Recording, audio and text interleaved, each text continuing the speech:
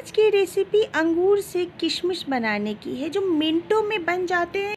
मुश्किल से 8 से 10 मिनट का टाइम लगता है। किचन में आपको ज़्यादा देर खड़ी भी नहीं रहना पड़ेगा, ज़्यादा मशक्क़त भी नहीं करनी पड़ेगी। तो वीडियो छोटा है, फुल वॉच ज़रूर करिएगा। Hey everyone, welcome to my channel. How are you? Hope you all are doing very well. तो चलिए झटपट बनाना स्टार्ट करें। मार्केट में बहुत ही सस्ते, अच्छे और मीठे अंगूर मिलते हैं, तो क्यों ना साल भर के लिए किशमिश बना के स्टोर कर लिया जाए, जिससे हमें बाज़ार से महंगे किशमिश ना खरीदने पड़े। तो इसके लिए हमें फ्रेश और मीठे अंगूर लेने हैं। जितने मीठे अंगूर होंगे उतनी ही मीठी आपकी किशमिश होगी। अब इसे अच्छे से हम पानी से वॉश कर लेंगे। 2-3 पानी से हल्के हाथों से रब करते हुए वॉश कर लीजिएगा, जिससे कि इसमें जितने भी डस्ट पार्टिकल लगे हों वो रिमूव हो जाए। अब मैंने अंगूर को पानी से अलग कर दिया। अब चलिए गैस की तरफ चलते हैं।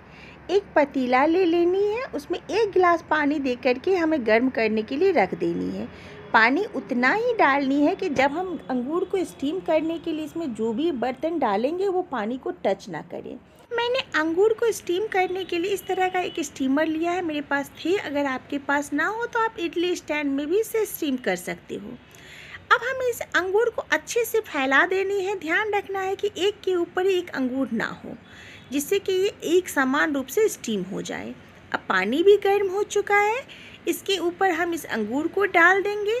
इसे हमें सॉफ्ट होने तक स्टीम करनी है। इसमें 2.5 से 3 मिनट का ही टाइम लगता है। ध्यान रखिएगा, मीडियम फ्लेम पर में 2.5 से 3 मिनट तक में ही पक जाते हैं। 3 मिनट हो चुके हैं, अंगूर पूरी तरह से सॉफ्ट हो गया है। इस समय हमें ये ध्यान रखना हो कि अंगूर फटे नहीं, जिसके कि इसकी मिठास मेंटेन रहे। तो देखिए, पूरी तरह से अंगूर एक समान रूप से स्टीम हो गए हैं और ये सॉफ्ट भी हो गए हैं। अब अगर आपके पास स्टीम करने का उपाय ना हो तो क्या करनी है, हम पानी को 1 बॉयल आने तक गर्म कर लेंगे। दैट मीन्स उसे खौला देंगे। उसके बाद गैस के फ्लेम को ऑफ कर देंगे और उस गर्म पानी में अंगूर को डालेंगे और कवर करके 8 से 10 मिनट तक छोड़ देंगे। 8 मिनट में ही ये अंगूर पूरी तरह से सॉफ्ट हो गए हैं। देखिए, अंगूर फटे भी नहीं हैं। तो ध्यान रखिएगा, हमें अंगूर को उबालनी नहीं है। उबालने से क्या होता है, अंगूर फटने लगते हैं और उसकी मिठास पानी में घुल जाती है, जिससे जब हम किशमिश बनाते हैं तो अंगूर का जो ओरिजिनल मिठास होता है वो किशमिश में नहीं आ पाता है। तो हमें या तो स्टीम करनी है या फिर बॉइलिंग वाटर में गैस ऑफ करके अंगूर को डालनी है। अब इसे कॉटन के कपड़े पर में सुखाइएगा। धूप में मैंने कॉटन के कपड़े फैला दिए थे, उस पर मैं अंगूर को मैं फैला दी। तो वो स्टीम किए हुए अंगूर मैंने फैलाए हैं। अब जो खौलता हुआ पानी में मैंने अंगूर दिया था उसे मैं फैला दी हूँ। तो मैं दोनों में डिफरेंस भी आपको बताऊँगी। अब चलिए 1 दिन बाद आपसे मिलती हूँ मैं।